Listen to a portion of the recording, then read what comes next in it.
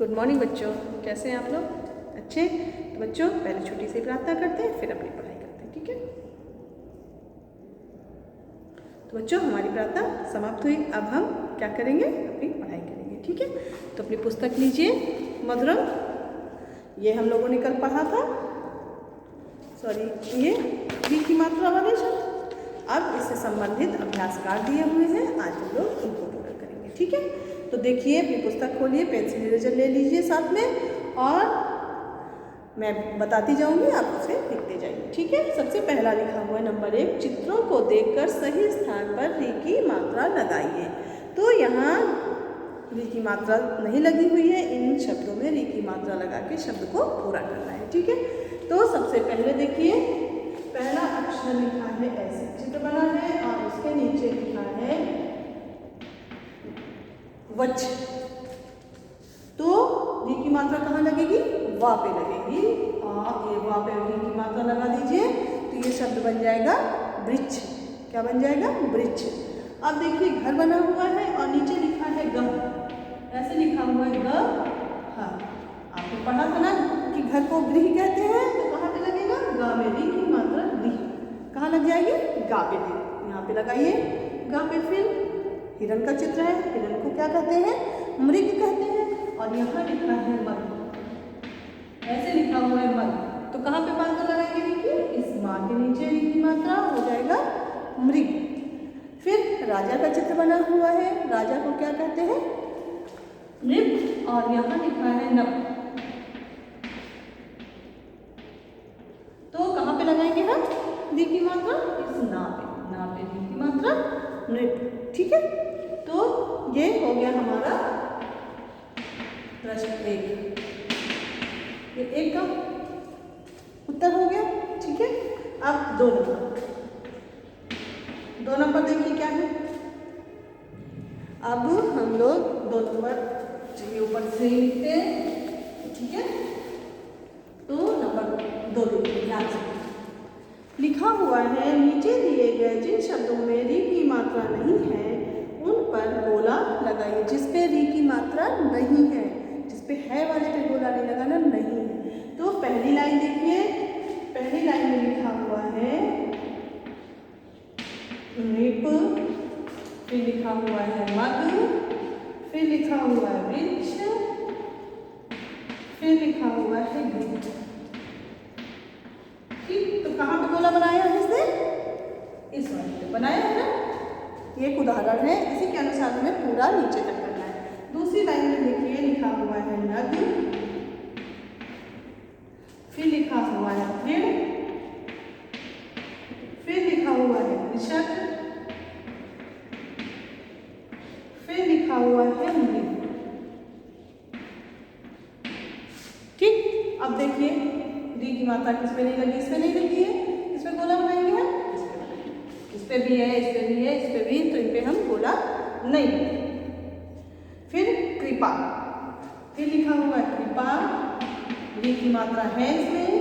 फिर लिखा हुआ है क स क, फिर लिखा हुआ है कृष्ण, फिर लिखा हुआ है घृणा। घृणा में नफरत करना, कृपा में दया करना। कृष्ण भगवान कृष्ण का नाम लिखा हुआ है, तो कृष्ण मीन्स काला भी होता है, ठीक है? तो किस पे री की मात्रा नहीं लगी? इस वाले। तो हमें क्या करना है? इस पे गोला बनाना है, इस पे बनाइए आप। फिर चौथी लाइन देखिए, लिखा हुआ है दृग। दृग मैंने आपको बताया था, दृग मीन्स आँख होती है।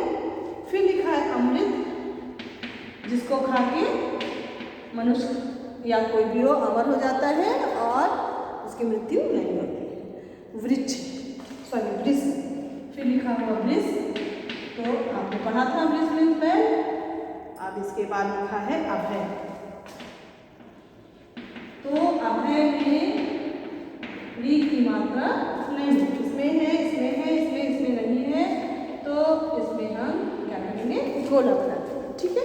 अब ये आपका पूरा हो गया, ठीक है बच्चों? तो देखिए कि ये अभ्यासकार आपका 2 अभ्यासकार हमने कर लिए। अब हमारा तीसरा अभ्यासकार देखिए, ये आपने कर लिया। जिसपे री की मात्रा नहीं है उस पर हमें गोला बनाना है। अब देखिए ये तीसरा अभ्यास का क्या है। ठीक, तीसरा वाला देखिए ध्यान से।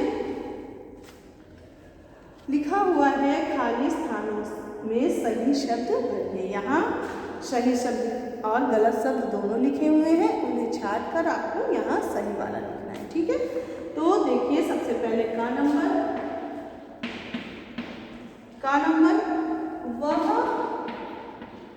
फिर डैश डैश लगा हुआ है ना, फिर लिखा है था और उसके आगे लिखा हुआ है रक्त, फिर लिखा हुआ है रत्न, फिर लिखा हुआ है मृग। तो ये दोनों शब्द गलत है, हमारा कौन सा शब्द सही है? ये वाला लास्ट। तो हम यहाँ क्या करेंगे? मृग। ठीक, अब खा नंबर देखिए, वह लिखा है वह, फिर डैश लगा हुआ है, का शिकार कर रहा था। और ऑप्शन में लिखा हुआ है मृग, फिर लिखा है मग्न, फिर लिखा है मृग। ठीक, तो इसमें शब्द कौन सा है? ये माँ में री की मात्रा और गा मृग। तो यहाँ हम क्या बोलेंगे? मृग। क्या भरेंगे? मृग। तो हमारा ये सही है। अब गा नंबर देखिए, लिखा हुआ है मृग डैश का था और ऑप्शन लिखा है कृषक, फिर लिखा हुआ है कृषक, फिर लिखा हुआ है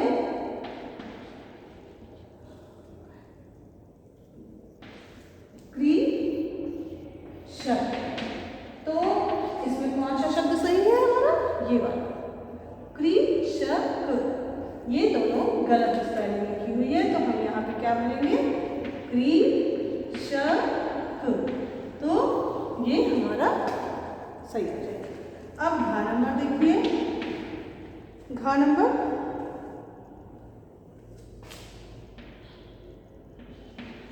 कृषक डैश